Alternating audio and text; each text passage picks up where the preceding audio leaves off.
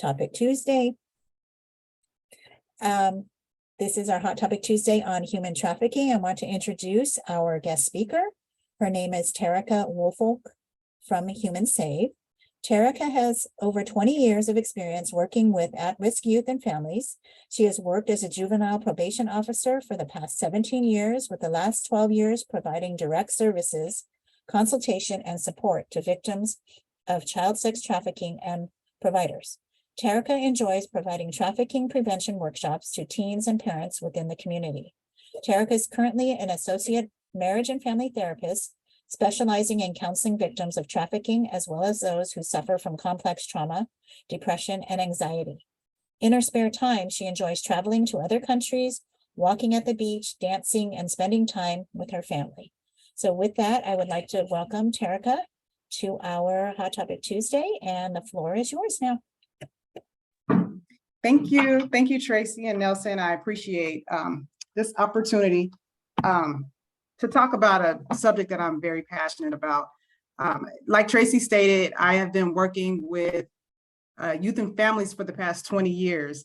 And the past 16 years, I am in the criminal justice system, as well as working as an associate marriage and family therapist. But the last 12 years has solely been with child trafficking. And so I'm very passionate about it and working within my community. So with that said, I want to go ahead and start.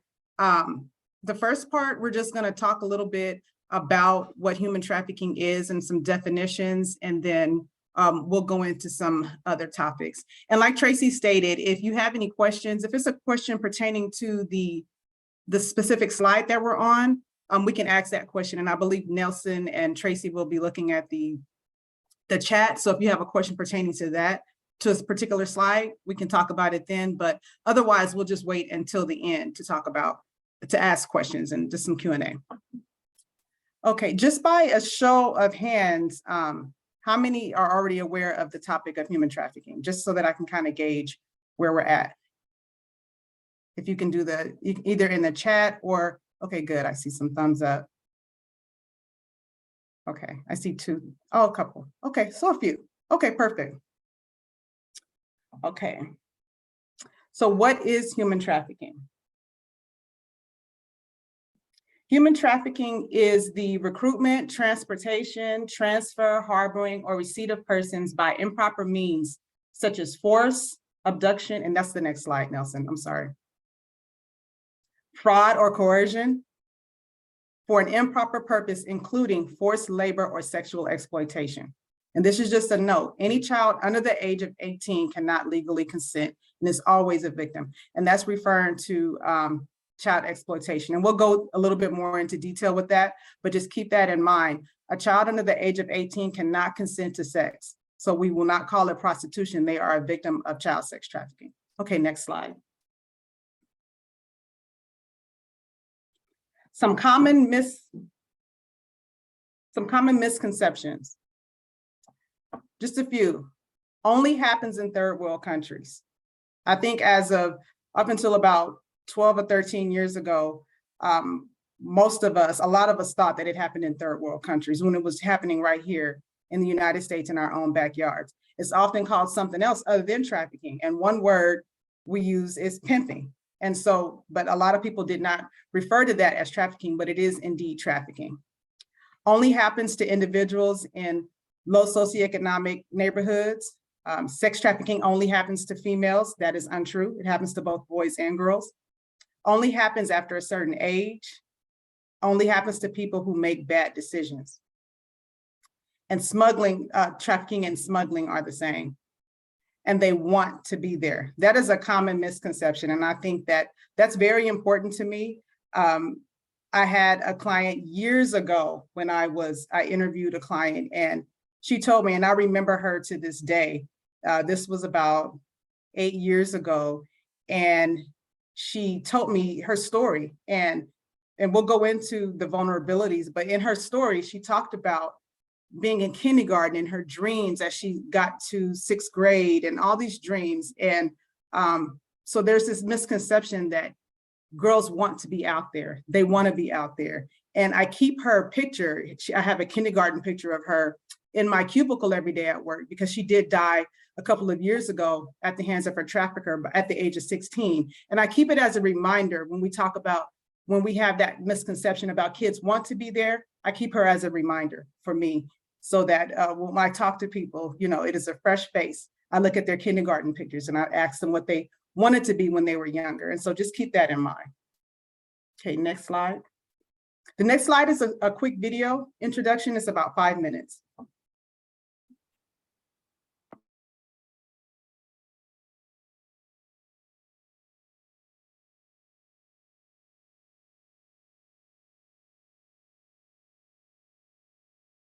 Yeah, there's no audio. Can you make sure you share your audio?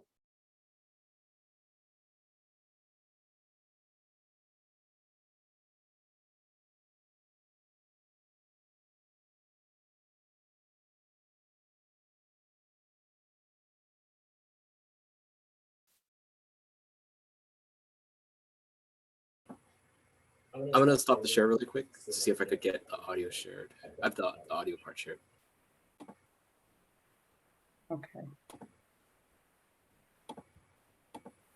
And while he's doing that, this is a video from, and you can also, if he's unable to get it up, it's The Making of a Girl, and it is by Rachel Lloyd. It's several years old, about 16 years old, but it's still very relevant. And so I like showing this, Rachel Lloyd, and she's from GEMS in New York. I don't know if audio is gonna work. It should, if you go to share screen and you go optimize for sound. Oh, share screen optimize. When you, on your share screen, there should be a little little box that says optimize for sound. And take your headphones out. I have to take my headphones out. Yes. There we go. Oh, Can you make it full screen? sorry. Yeah. And then I think we need to start it out from the beginning. Yeah. Thank you. Oh, if you can mute me, please.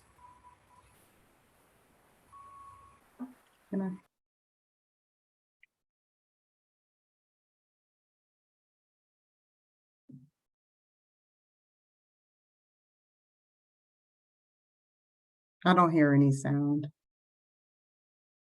You know what? That was our faux pas. We need to have him unmuted. Nelson, go ahead and unmute yourself so we can hear the audio.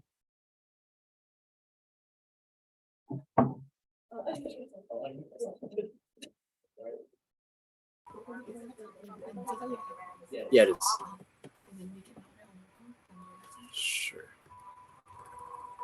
You know, you're 12 years old and you're living with your moms, and your mom is struggling because she didn't think that life was really going to work out like this for her, and she doesn't have a man around, and the men that are around haven't always been that great. Sexual abuse is becoming kind of normal for you, and you think that other people don't have Okay, secrets. I don't think the video is really working. Or maybe they just haven't had time to Is listen it? to you. And so you're seeing these girls on the videos, and they're so pretty and they're so sexy, and so your way at 12 of escaping into the I don't hear fantasy world is to think about what it must be like to be one of You're not these hearing it, girls. Terrika? I hear it. And you wonder how you can kind of use that.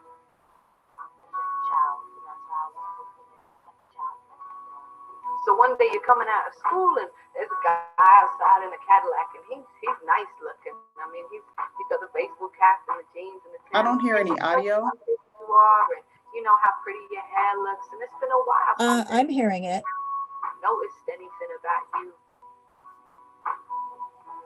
And for the first time, you feel like somebody's really interested in you, because now all of a sudden he's asking Tiffany, do you hear it? hopes and where your father's at, and he says that he can be a daddy. People that I shouldn't have depended on.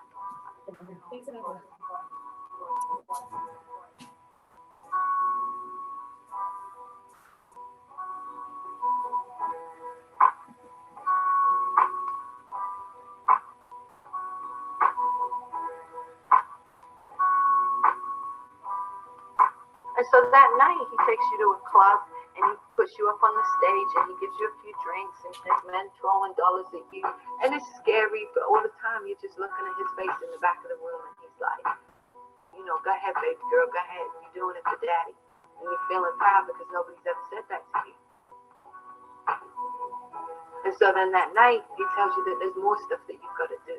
And he takes you into a room and there's a man there and he tells you to strip and you think this is something you'll never do. And yet there's a part of you that already knew how to do this because that's what your stepfather's been doing to you all these years before. And so you turn that trick and it's like a part of you that died inside. And so you come out of the club that night and you get in the car and you know he's pumping 50 cents and he takes you to McDonald's and he tells you did a good job tonight, sweetie. And he's stuffing his pockets with the $1,000 that he made. And right now, you're happy. The people that I shouldn't have depended on, or I was dependent on for support.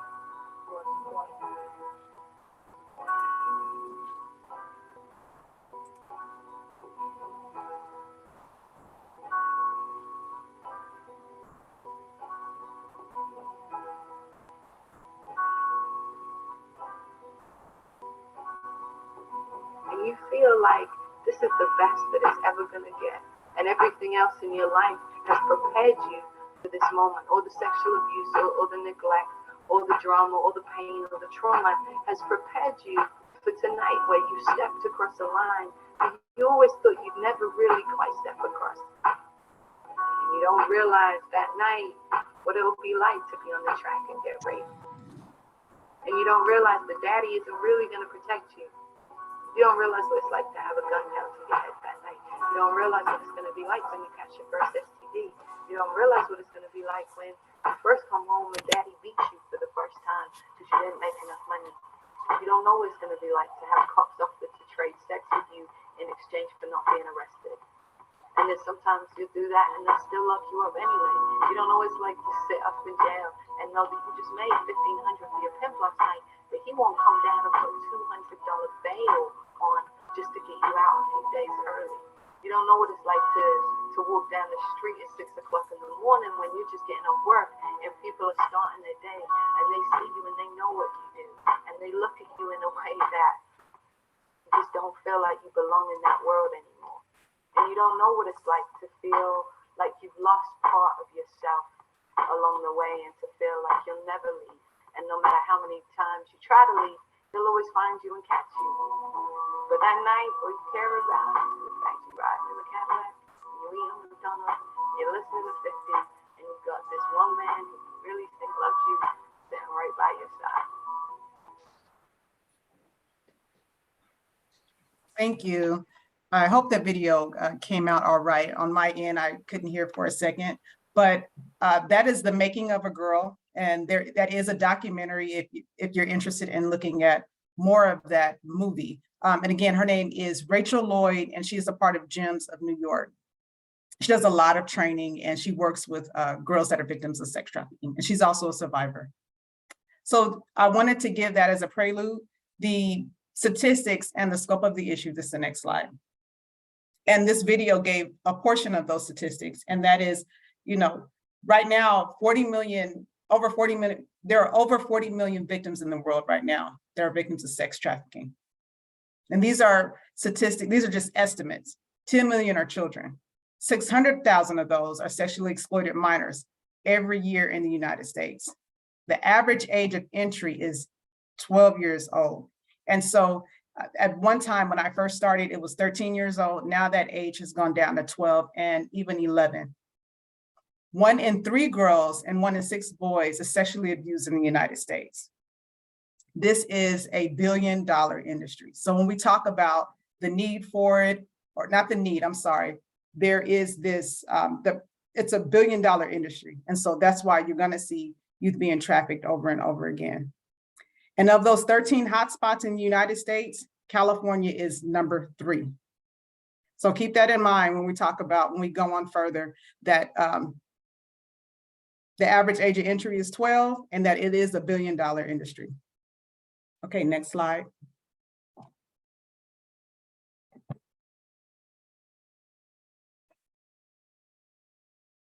Language. I like to talk about language because it is important. You'll hear me today say the commercial sexual exploitation of children or commercially sexually exploited child. The acronym is still CSEC. And so what you hear nowadays is CSEC, because that is the appropriate term when we're referring to a child. Prostitution.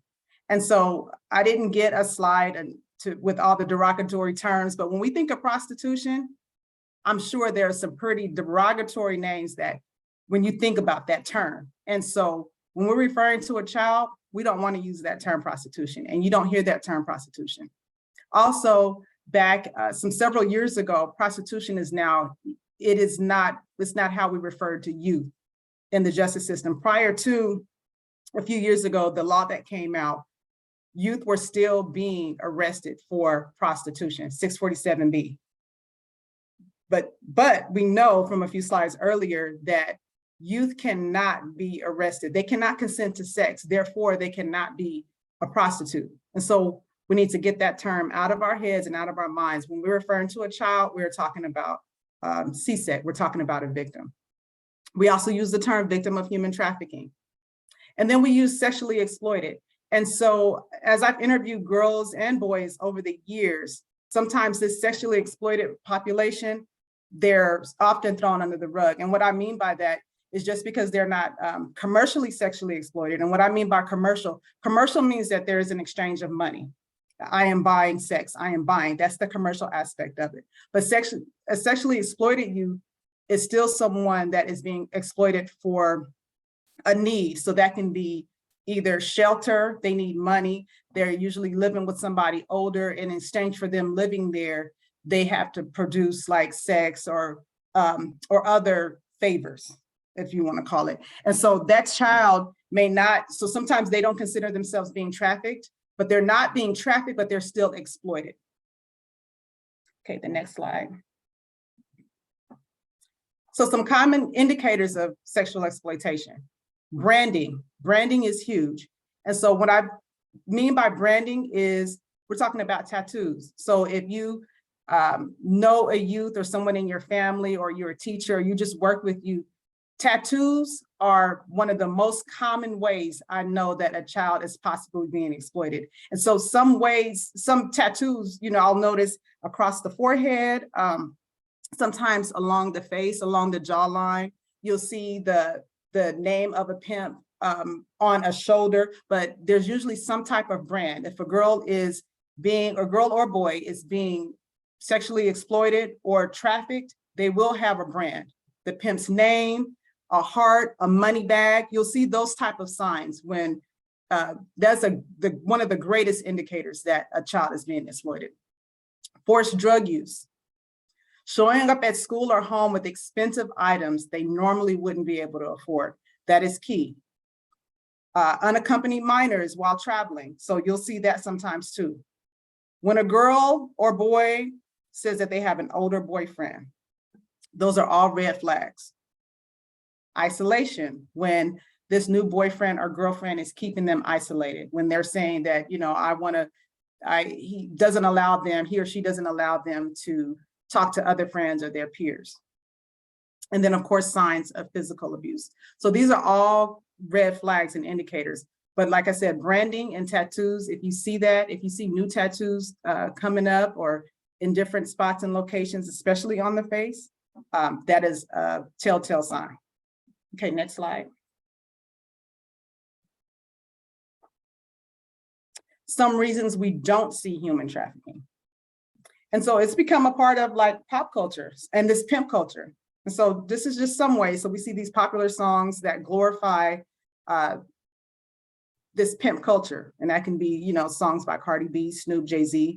Such movies like Magic Mike, Hustlers, Pretty Woman, Sin City, Moulin Rouge. Those are all glorifying trafficking.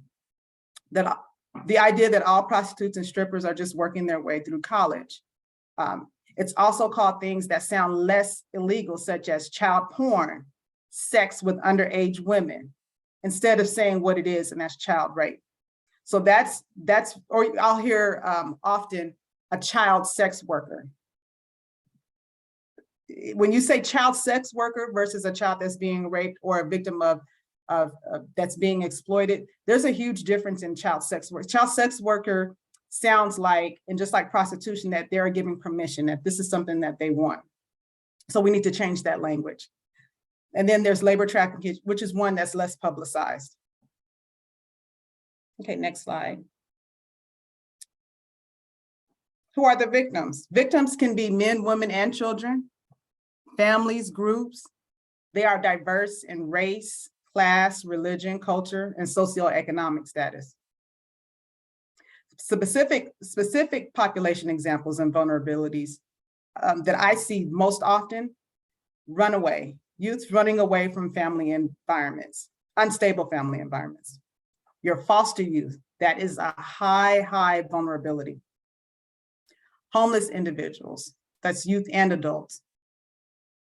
Individuals with a history of childhood physical or sexual abuse. And I would say at least 80% of the youth that I've worked with over the last 16 years, over the last 12 years, over the last 12 years, as I've been in just sex trafficking alone, at least 80% of them have past sexual abuse. And then immigrants and refugees. This is very important. Foster youth are have your highest vulnerability. Traffickers and pimps are always looking for foster youth, and those youth that have low self-esteem, and those populations. You're highly vulnerable. Okay, the next slide.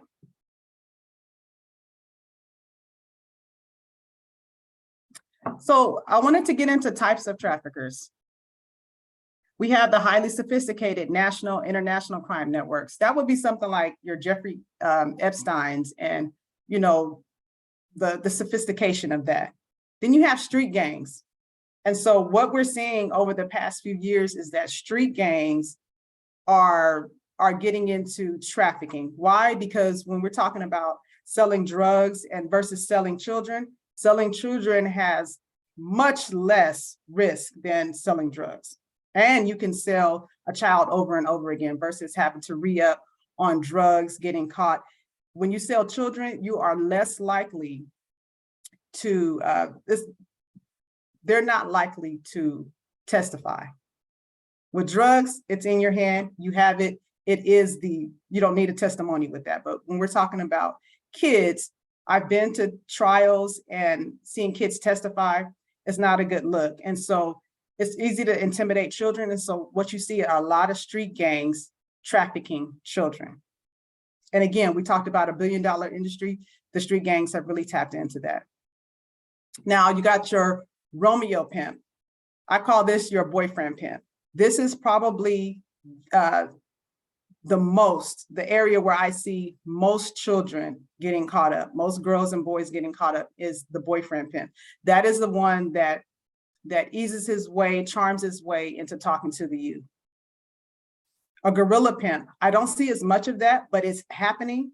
And this is someone that just kidnaps a youth off the street. And then you have your CEO pimps and trafficker. That is similar to the highly sophisticated one, but they also coerce youth into saying something like, I have a modeling agency, or I want you to, I have a studio, can you come rap for me? That is what we usually refer to as a CEO pimp. All of them still lead to the same path: a youth, a child being trafficked. Okay, next slide. Okay, substance abuse in victims of CSEC. And so here are just some rough estimates. 84% of sex trafficking survivors report substance abuse during victimization, and at least 15% of those individuals reported forced and induced substance abuse. And here's some other statistics. Almost 21 million Americans have at least one addiction, yet only 10% of them receive treatment.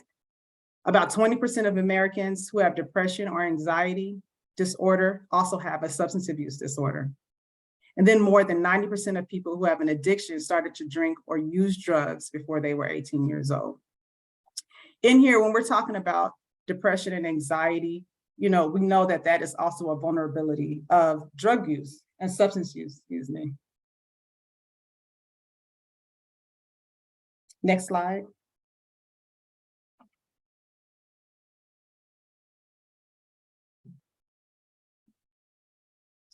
Common issues that they faced. Trafficking victims may be forced by their trafficker or may already have an addiction. For those who are forced and coerced, traffickers use addiction as a means of control, meaning as soon as they recruit that victim, they often put them on drugs immediately, get them addicted to something immediately when they go out and work. Either that day when they put them out on the track, they're putting them on some type of substance to kind of numb it, and they use it as a means of control.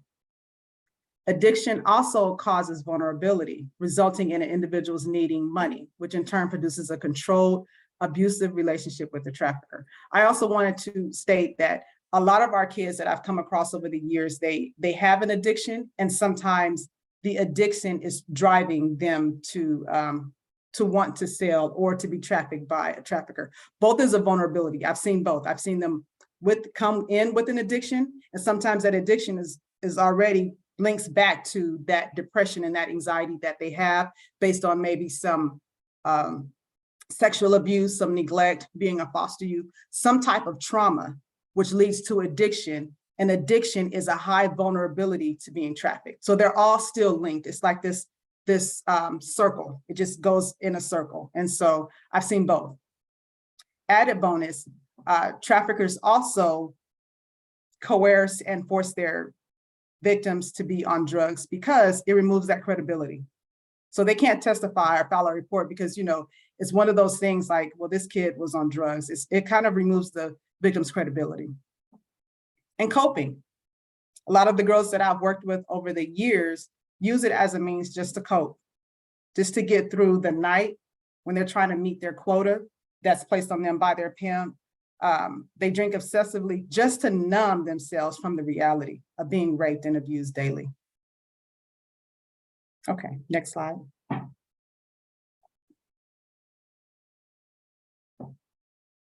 What can you do?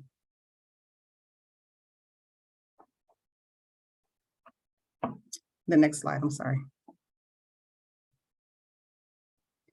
Prevention. Education and awareness should be our top priority. And when I say education, I mean, we need to have education, whether it's in the schools, in our community-based organizations. We need to always educate our youth about the dangers of trafficking. Report suspicious activity. So if you see something going on in your neighborhood, I know that we have, I don't know if anyone's familiar of what a blade or a track is, but that is a place where youth are being trafficked. Does anyone in here know of a street, or can you put it in the chat that you've seen a lot of heavy trafficking going on just within the city of LA?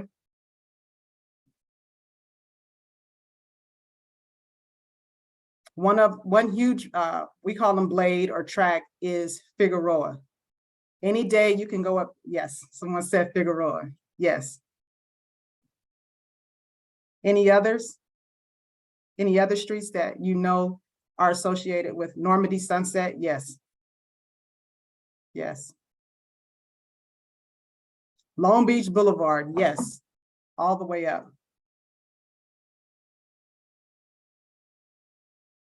When working with youth, when providing, I've worked with foster youth for years, I always ask them about their safety. And so what I mean by that is, if you're a social worker or if you're working with the youth and you feel that they've been trafficked, always assess their safety. And so if you know that they have been, for instance, if you know that they've been trafficked on Figueroa, don't put them in a group home near Figueroa or Sunset or Western or Long Beach Boulevard. Always assess their safety. That's always important. And that awareness, reporting suspicious activity, excuse me. Understanding the signs. And we talked about a few of the signs earlier. There are many signs, and educate yourself on that. But again, if I can just go back over those tattoos, I know that it seems small, but looking at those small signs, like the tattoos that I stated earlier, the having clothes or jewelry, a lot of petty theft. Believe it or not, working in just juvenile justice, one would think that youth come in. I didn't get a lot of kids that came in on prostitution related charges when that was the thing. A lot of it was petty theft. Why? Because they are buying their personal hygiene, and they're not getting their needs met because the pimps keep their money. And so they're still out there trying to get their personal needs met. I see a lot of petty theft. So like I said, those are all understanding those signs and the vulnerabilities. Understand and get knowledge of the resources just within your community. So know who your community-based organizations are and who serves what. And it doesn't have to be specifically, they have a sex trafficking program or something like that, but what do victims of trafficking need? They're vulnerable. They need to understand healthy relationships. So find a community-based organization that helps them with and provides workshops on healthy relationships and self-esteem, wanting to and just improve their self-care and mental health and their trauma. That is how you keep a child from being vulnerable from sex trafficking. It's addressing all those needs, making sure you address their holistic needs. And talk to your kids. It's really, really important that we educate our kids on what a trafficker is and what it looks like. I didn't put any, because of the short amount of time that we had today, but I usually give pictures of what a pimp looks like. And a pimp does not have this high hat on or this wearing bright green that we used to see on TV in some of these movies. They don't look like that. They look like regular people in the mall. So it's really important that we educate our kids on what types of things traffickers say. Again, that Romeo pimp is probably 90% of the kids that I've worked with have gotten charmed by what we call a Romeo pimp. So talk to your kids. And then these healthy workshops, like what AADAP is doing today, providing this workshop and just educating the community. I wanted to put on here, pimps have time in my notes. And so that prompted me to talk about a story of Mimi. And so when I say pimps have time, pimps are always circling, these boyfriend pimps again. And I had a youth years ago whose trafficker picked her up from where? Curtis Middle School, right in Carson. This is right in our community. They are in their cars driving around neighborhoods because we talked, as we stated earlier, this is a $1 billion industry. So they have time. They have time to prey on children and youth with the vulnerability, whether it's recruiting through another child or finding out where group homes are. They know where kids are. And so they have time to kind of swarm the neighborhood and drive slow and talk to kids inside of the mall. Understand that. And so it was really heartbreaking to hear some of these stories that I've heard. And one of them being this child who was recruited from her middle school. I see also using other youth to recruit within the group homes and friend circles. Yes, absolutely. Absolutely. Other youth always recruit other youth because the pimp or trafficker has told them to do so. So he uses them to recruit others. And that's what happened to Mimi, is that she was recruited at her middle school. And so just hearing the word middle school is just alarming to me. And so to hear her state that as she was testifying, it really hurt my heart. And she told her story at 17. So someone looking at her at the age of 17 would probably judge her and say that she was a prostitute without hearing her story. When I heard that story, it really hurt my heart. Another youth that has passed away in just my 12 years. And we've had several youth that die yearly, just within the small group of youth that I know of, and that's too many. Okay, next slide. Intervention. Ask. I know that some people are afraid to ask you what's going on. And so I found that the easiest way, without being offensive, but to ask.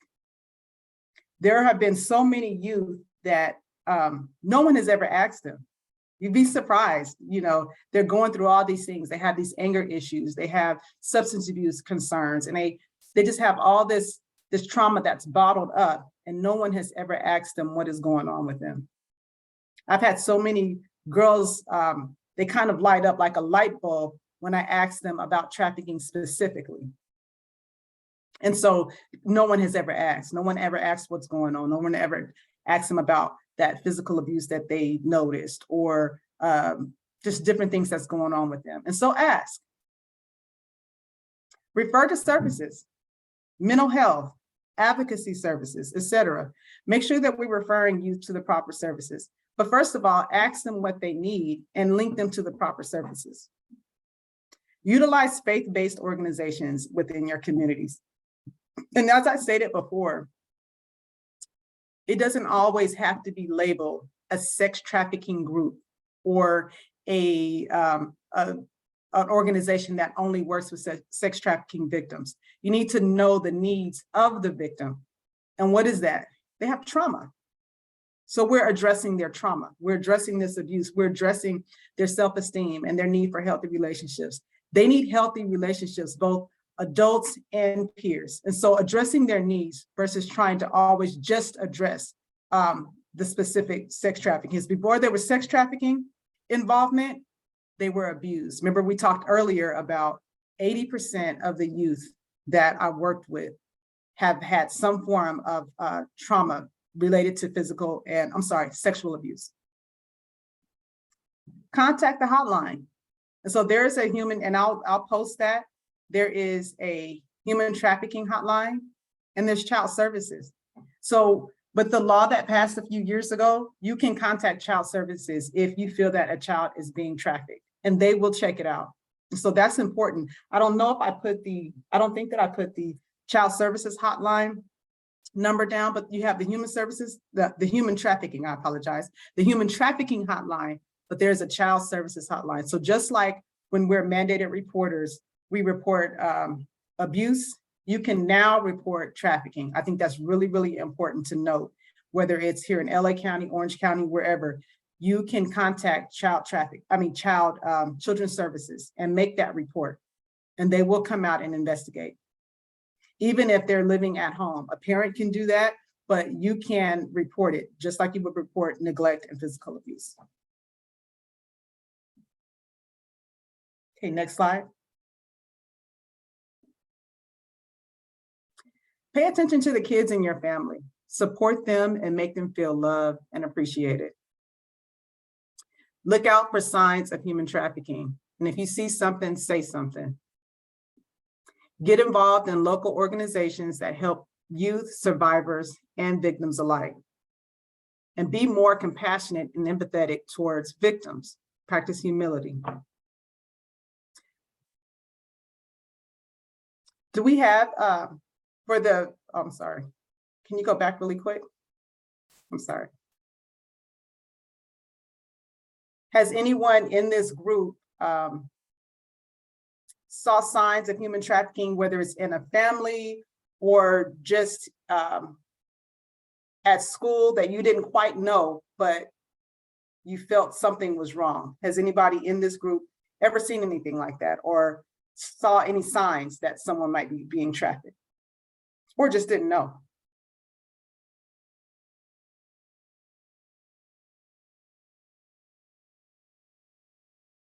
I see one. Anyone else? How did you know? And if you can put it in the chat for me. Or what was the sign that you saw? Can I just unmute myself and say it? Sure. So a young lady I used to work with, she was in the group home. So one of her friends ran away from the group home and ran away to go be with her boyfriend, of course, which was older. And so she was coming back to the group home like late night, trying to meet up with the girl, the friend in the group home, and was telling the girl, like, come on, like, my boyfriend will take care of you. He'll buy you this stuff, leave all your clothes. He'll buy you all new clothes, and just like all this stuff to her to encourage her to leave. And eventually she did sadly leave. And that's what she ended up doing with this young lady, with the boyfriend who had her get the other girl to run away, to have both of them go work for him. Okay. So just in conversation, her sharing like, yeah, she keeps saying this, and we're trying to tell her like, no, you don't want to go. He can't take care of you, blah, blah, blah. But, you know, we did our best, and she still chose to leave and And unfortunately, that was the situation, the outcome of that. Okay, thank you for sharing that.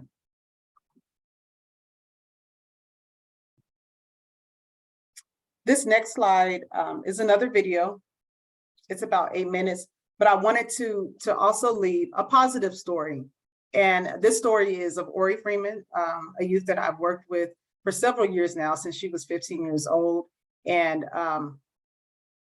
I want you to hear a survivor story. So if we can play that one.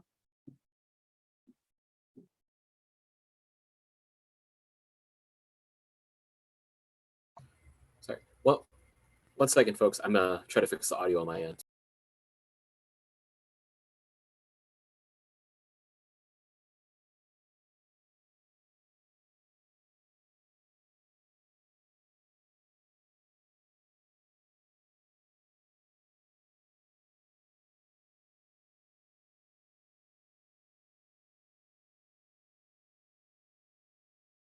Okay, I'm gonna try playing it really quick. The audio might be cut off in the beginning, but I'll do my best to rewind. Okay, thank you.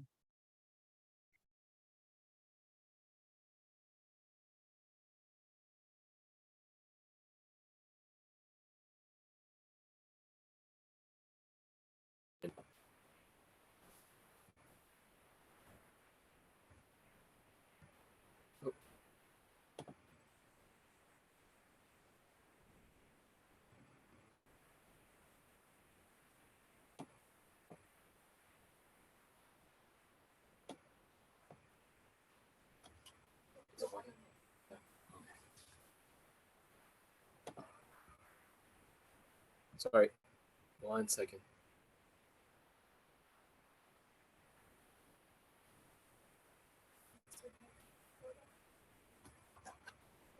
I was adopted by a single mother who worked 3 jobs in order to provide for me.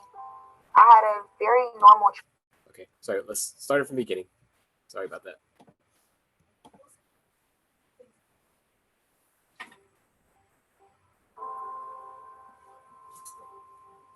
I'm sorry. I am bold, brave, blunt, willing to fight my hardest. And that comes from a lot of the things that I've been through in my life. I have not always been this strong. I got bullied a lot. I was always either this weird kid or somehow didn't fit in. I was born in Chowchilla State Prison. My mother was fighting murder at the time when she had me. At 2 days, I was adopted by a single mother who worked 3 jobs in order to provide for me. I had a very normal childhood in the very beginning up until the age of 8, when I was molested by a family friend. By the time I was about 9.5, 10 years old, I experienced a rape, and there was no justice that was ever served. The cases were dropped. DCFS got involved very, very minimum. I didn't receive any counseling. My mother never had a conversation with me about it. I think it was very hard for her. So it was all these feelings of like insecurity and feeling like I don't belong, guilt and shame and dirtiness was bottling up inside. You know, I always say that like kids, when they run away, they're not running to something, they're running from something. Anywhere was better than my home. Like anywhere was safer than my home. Anywhere where someone would just notice me and just ask me, was I okay, was gonna be better than going through this. I ended up running away and met a friend. We went to this house, which was like a drug house. She left me and said, I'll be right back. In that house was a male sitting on the couch right next to me and another beautiful woman in the back. For the first time in my life, somebody asked me, was I okay? After the rapes, after the molestation, after all the bullying, somebody finally asked me, was I okay? I told that man my life story in 30 seconds.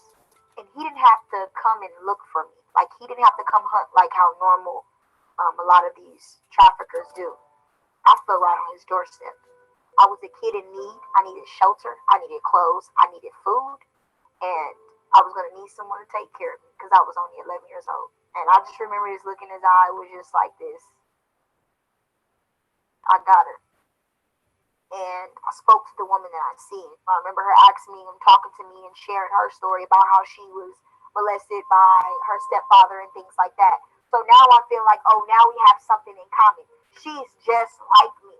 He said, well, I'm getting ready to take her to work. And we got out there, we were on Long Beach Boulevard. And I remember him telling me about the life. He started to groom me, and then that grooming process is he was preparing me to be trafficked. And I remember when she came back, he said, "You're gonna show her what to do. She's gonna go with you." And I remember just freaking out in the back seat, like scared. He got out, yelling, "Why are you crying?" And he hit me. "I want to just go home. I want to go home." And he was just like, "Where are you gonna go? Nobody wants you." And I believed those lies. And he grabbed me by my hair and dragged me down the street. My knees were scraping the floor. There was other women out there. Nobody did anything. When you have been forced to sleep with 7 to 15 men and be raped and be 11 years old, I was like slowly dying. And after the first night, you suppress those feelings because any inch of hope that you have, any sense of I can get out, any feeling of there's a God, any feeling of I don't deserve this, you get beat. You ain't gonna survive out there. I actually grew up in the church. My grandmother was a deaconess, so I knew of God. As I got older, though, and after the things that took place, I became very distant. There couldn't have been no God, like, in allowing someone to do this to this kid. There couldn't be this God that, at 11 years old, sitting in court, and mom says, "I don't want her anymore." Like, there couldn't have been a God. Nowhere to go. No family wanted to take you in. Like, there couldn't have been a God. And that was hard for me. Being on the streets and having to survive and thinking about right now, how am I going to get through this day? So God was just, for me, he was very far. I was willing to be confident, be okay, and be raped 7 to 15 times a night instead of suffering the consequences of being alone again. And it becomes normal. And we think about an adult's normal life. Go to work every day, tuck their children in at night. My normal was if I didn't make enough money for daddy and make the quota that he set for me, I was getting beat upside my head with a 45mm gun. My normal was not being tucked in at night.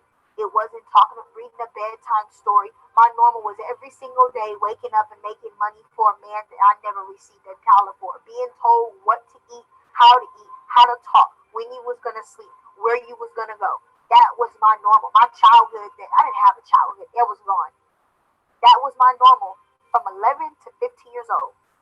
By the time I was 12 years old, within a year, I was already raped over 4,000 times.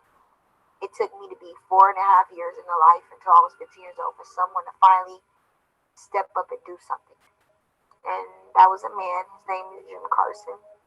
And he was the first person in my life to tell me that I was a victim. It was never a choice. It's not a choice for these kids. Whether it was an influence, someone influenced them, whether it was somebody physically forced them into it, whether it was their circumstances, it's not a choice. It was not my choice. I didn't ask to be trafficked. I didn't wake up and that's what I wanted to do with the rest of my life. I wanted to be president of the United States, the first female president. There are children whose dreams and innocence was stolen and snatched from them. Children who need someone to fight for them because they can't fight for themselves. Children who need a voice for people to stand up and be a voice for them because they don't have it and they've lost it. Like, that's what organizations like Save Innocence does. Showing up when they don't expect you to. And saying, I care about you, I'm here for you, and I'm not giving up on you. That's what these kids need. I was starting to see what hope looked like. There were these labels that were starting to be torn off me. This weak kid, like this angry kid, this bad kid. And I was starting to learn who Ori was. That weird kid, like means so much to me because that weird kid is normal. Like, I was okay. Like, I can be her.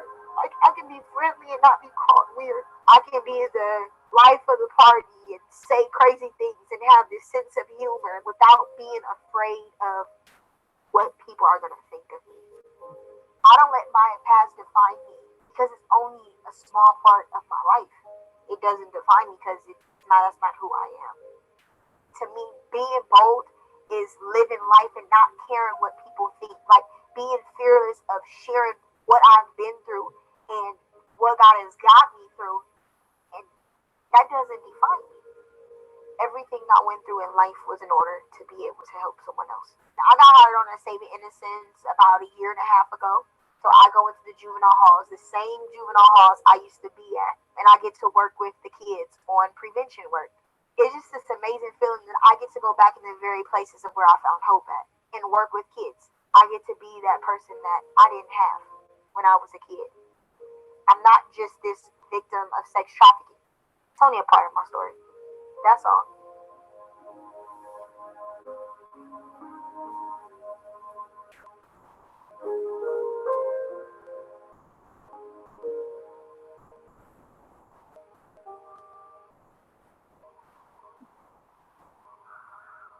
Okay, you can do the next slide.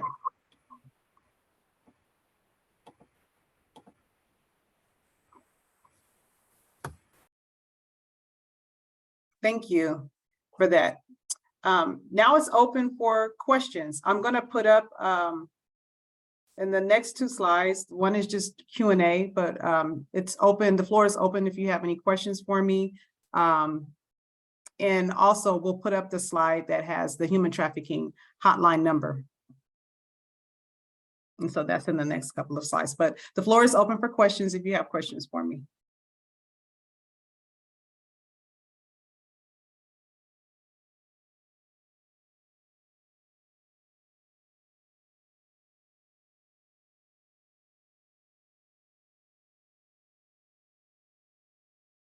Can you go to the next slide with the, we can keep up the.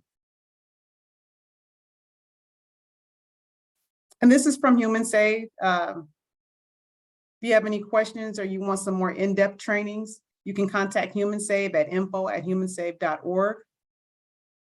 And there should be a slide with the human trafficking hotline number.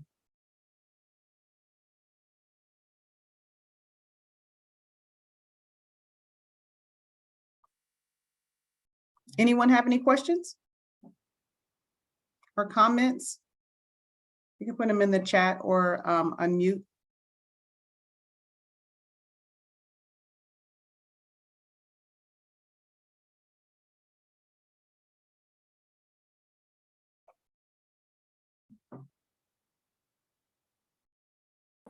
I have a question. Oh, sorry, let me get my headset on. Sorry. Oh. Oh. Okay. All right. Much better. I have a question, a few questions to ask actually. So, you know, this kind of, I mean, I'm surprised, and at the same time, I'm not surprised, because sometimes it is also about the communities we work with. It is the population we work with as well too, and there's probably some truth behind the joke that I was hearing from youth. So, one of the roles that I have working in AADAP is working with various cities and communities, raising awareness about drug and alcohol. And I remember when I was doing a training with some, I think it was sixth graders or middle school. It could have been middle school actually. And one of the youth was flaunting and kind of bragging how much he likes Andrew Tate. To anyone who's unaware about who Andrew Tate is, Andrew Tate, he was formerly a UFC fighter, but also is very well known for a lot of infamous discrimination upon women, is related to this sex trafficking scandal that has gone on and I think was caught sometime just like about a month ago. Yeah, actually less than about a month ago now. I didn't hear about that. Yeah, and so, you know, he was caught, but I just remember hearing some youth just talking about like, oh, you know, I totally agree with Andrew Tate. I like what Andrew Tate says. And it really made me think about how social media is causing either this effect through what's popular, or if trafficking happens maybe through social media. So I was just curious to know, how impactful has social media or pop culture, from either the music or the icons or the people we see, how impactful can social media be, or can popular culture be with sex trafficking or human trafficking? Yes, I think that it has a huge impact, and not just, you know, we go farther than Andrew Tate. It's just this, I call it this pimp culture. And so it is that music, you know, and that, you know, I remember seeing Bishop Don Juan, and I'm in my 40s. And so it's just that pimp culture that, you know, sometimes people think it's cool, and it's cool to look like and be the Cardi B's. And when in real life, when it's happening, they want that look and they think of money. And I think that it's a delusion. And so, you know, these youth get caught up in trafficking, and it is the opposite of what they see on TV. And so social media, it kind of draws it in, like, you know, it draws kids in thinking that it is something that that's cool, and it's not. And then, you know, we saw these stories that I gave you. I've had so many kids pass away within the last year. We had several girls that passed away from drug overdoses, from trafficking. And so I don't think that kids know the real. They see what's on social media, and it's not what's in real life. So kids are out here really dying. So I think that's why education is so important. Educating youth, educating our boys. I learned a curriculum a couple of years ago. I believe it was the I Am curriculum. And it is a curriculum specifically for boys. Glorifying, again, like the Andrew Tates and the guy that you just described, and these 6th graders. It's really providing education towards them. And there's a curriculum for them, and it's an excellent curriculum. And I believe it's called I Am, and it's for boys, and learning about not just trafficking, but this pornography and the images that they see on TV and how it affects their minds at that young age. So really education.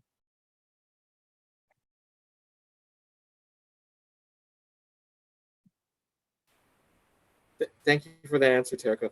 I actually had one other question in case, unless somebody else wants to share a question. Okay. So I did have a quick question. Going back to CSEC and sexually exploited adults, between the two, because I understand that CSEC identifies minors who are victims but aren't deemed as prostitutes because they're under the age of 18. Are there different types of protections between CSEC and sexually exploited adults that vary? So for instance, like say if there was a trafficker and they know it's a minor, and then you know, maybe they're being very more precautious, but by the time they turn to an adult, does it complicate things when they go from being a CESC to a sexually exploited adult? Or the protections any different from being a minor and of age or older? Okay, when you're referring to protection as far as the trafficker is concerned, or the child? Oh, I meant protection for the victim. For the victim. I don't think let me see if I understand. And so just to clarify, when I say that a sexually exploited youth, that's a youth that may not be on Figueroa or Long Beach Boulevard, but they're exploited because they're living with someone that, instead of exchanging them and selling them, the commercial aspect is the selling and exchange of money. But instead of it being that commercial aspect, it is they're being exploited for their body. So what they can get, so they're being, in exchange for a roof and shelter, they're giving sex. So that is what I mean by exploited. They're just not commercially sexually exploited, which is that exchange. So they're not with a trafficker. They're not being pimped out on the street. They're instead living with somebody who is, instead of that money exchange, they're being exploited for sex. And so that's what I mean by sexual exploitation, a sexually exploited youth, and someone that's being trafficked. You can be an adult that's also being sexually exploited because you need clothing and food and shelter. But both are the same. So both are a form of abuse, and they can, and so I think I'm confused with the protection part. So, but both have the same, we can call the child services hotline for both, whether you feel a kid is being sexually exploited or trafficked, it's the same thing. They're still being abused and harmed in some way, and child services can be called on both. Did that make sense? Did that answer the question? Oh no, that totally answered the question. Thank you. Okay. Thank you. Yeah. The commercial aspect. And so instead of the CSEC, and we just say CSEC, but CSEC is in lieu of saying prostitute. We totally annihilated that term prostitute because, again, a kid or a child cannot consent to sex. Therefore, they cannot be a prostitute. And so we use victim of trafficking, or what you'll see with DCFS and in juvenile justice agencies and other CBOs, you'll see the term CSEC, commercially sexually exploited youth, or commercially sexually exploited child. That just means that that commercial aspect is that exchange for money. I hope that answered. Oh, no, it totally did. Yeah, totally does. Did anyone else have any questions? I have two more, but I don't mean to take all the time and space. You know, I would rather have other folks ask the questions they have. Sure. I'm sorry, that's too bright. Okay. I don't see any other questions. Okay. If you don't mind me asking again. Oh, sure. You know, I really was engaged, and I really felt this information was very useful. It's very insightful, especially from my background, because I mainly work in drug and alcohol. So learning about this form of human trafficking was really eye-opening for myself. I was just curious, though, with a presentation such as this, what has been the reception or perception of youth? Like, if they've been in this type of presentation, maybe they're elementary youth, primary school, middle school, if they've ever came across this type of information, what is usually the reaction that youth have? And you know, do you feel that this type of material engages with them and at least gives them a sense of like caution, you know, precaution, and finding either a form of belongingness? Maybe there's a youth that is being exploited. Do you feel that this information has always had that type of impact, and it's, you know, very helpful for youth to hear? Yes, absolutely. And so I've done prevention workshops, for instance, and a room full of youth, boys and girls. And so the reaction is always the same. I always get youth at the end that come up to me or that want to talk to me privately. I've had boys that will walk up or want to talk to me on the side and tell me that they know somebody. And this is why I say, in order to prevent, we must educate. You must provide awareness. We must provide a safe space for you to go ahead and talk about what is going on. Because once you put it to light, and say, for instance, we talked about, I'll just use one example of branding today, and we talk about tattoos.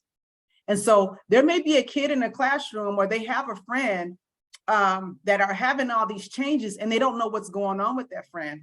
Imagine them going to this one workshop and finding out and educating themselves and getting this awareness. Now they know, now they can go and tell somebody.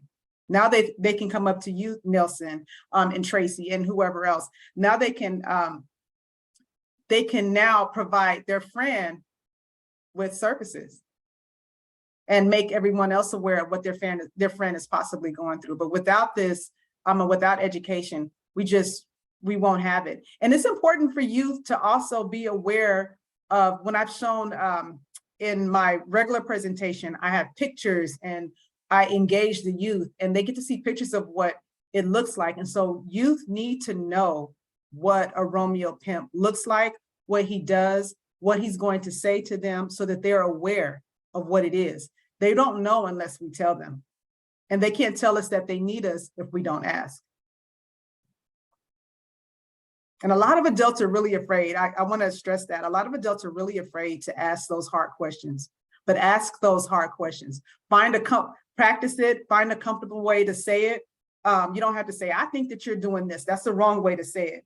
But you can say something like, hey, I was in this training with Terrika a few days ago. And, you know, I'm not saying that that's what's going on with you, but I've been noticing, you know, is there a way that I can help?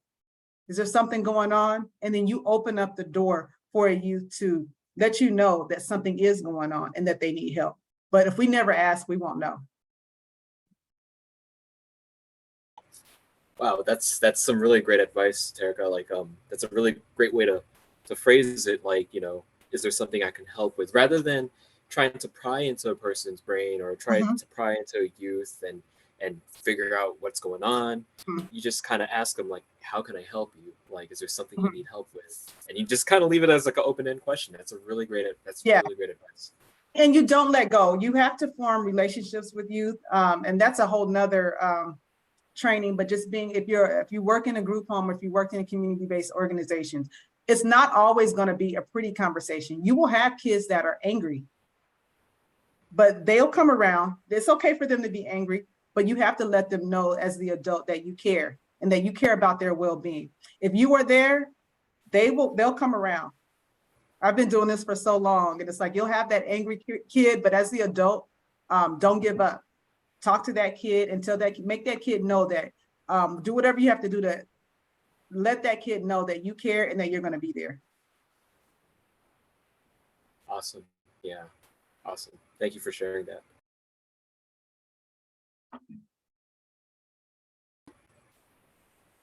Now, I did have this last question, and this is in relation to the whole perception and popular culture of exploitation. And for anyone who's familiar, for anyone who either has a streaming service, particularly with Netflix, there was a lot of controversy with this film that came out. It's a French film that came out probably about 2 years ago. And I don't know if you're familiar with this, Terrika, as well, but there's a film called Cuties.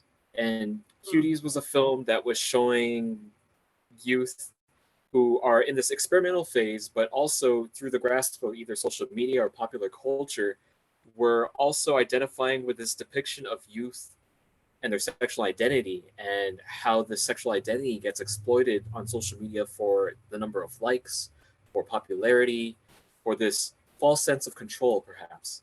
You know, at the same time when this film came out, it was also kind of met with a lot of controversy because the film itself was also exposing a lot of youth to this sexual performance of dancing and you know, emphasis on certain body parts and such.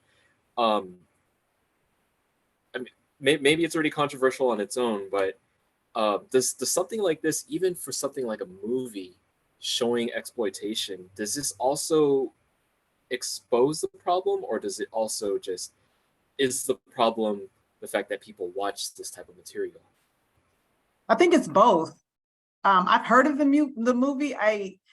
I can't remember, but I remember hearing all the backlash, you know, regarding that movie. But I think it's both. I think that it also. And by the way, it was also it was a French female director too. I don't know if people knew that, but it was directed by a female woman, and I think she had a background and understanding about this exploitation. But at the same time, there was a lot of negative backlash because of how children were perceived in the film. So I'm sorry to.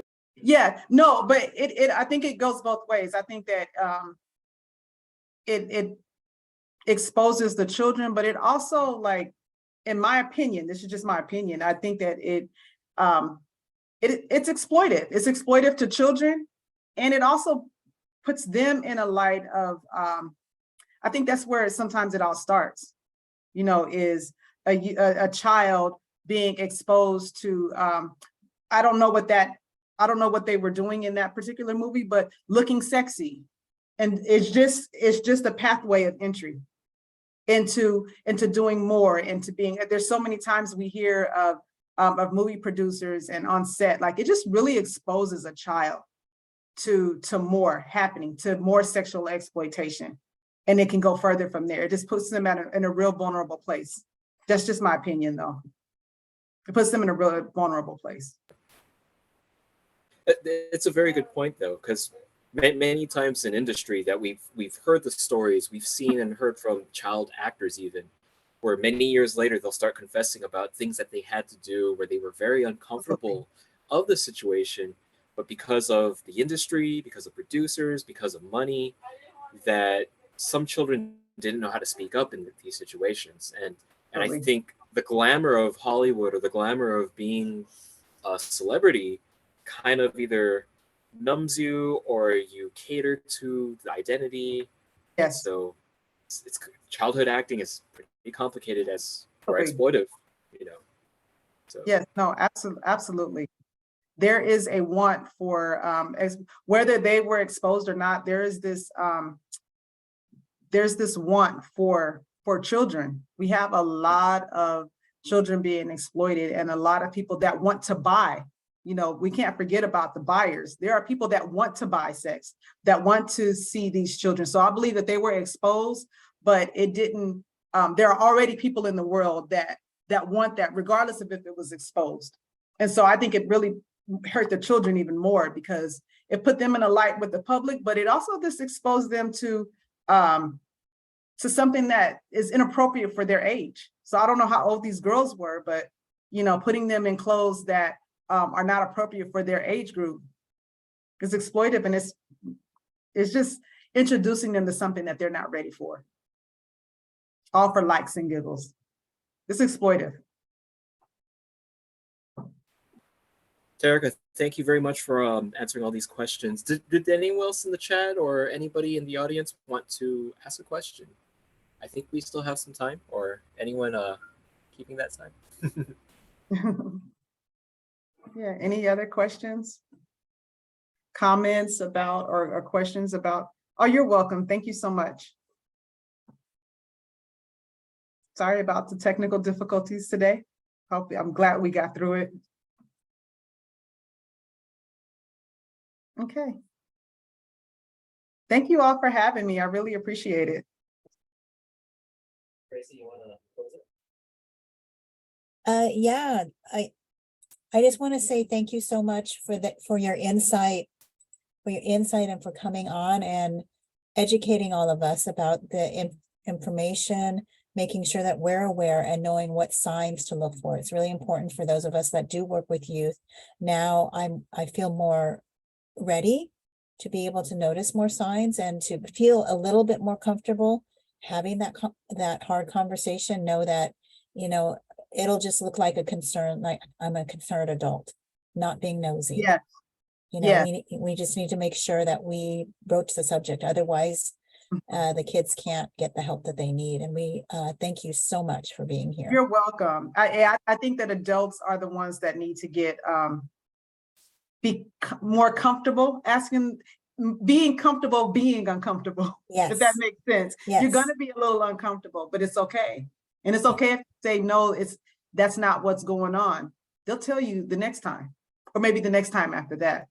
Yes. But they're going to keep a mental note that you asked them about what is going on with their life, and that they're going to be debating. If they are going through that, you know, they're going to be like, okay, I wonder if I can trust, I think I can trust Tracy. You know, they're going to be happy that even if they don't say it right then, they'll be happy that someone asked. If you heard Ori's video, and I've worked with Ori for years, she says that she was just happy someone asked, and they told her she was a victim. She didn't know that. And so it's okay to ask. Exactly. So with that, we want to thank you so much for being here. And Terrika, if you can stay on a little bit while we let everybody out. Okay. And let me stop the recording.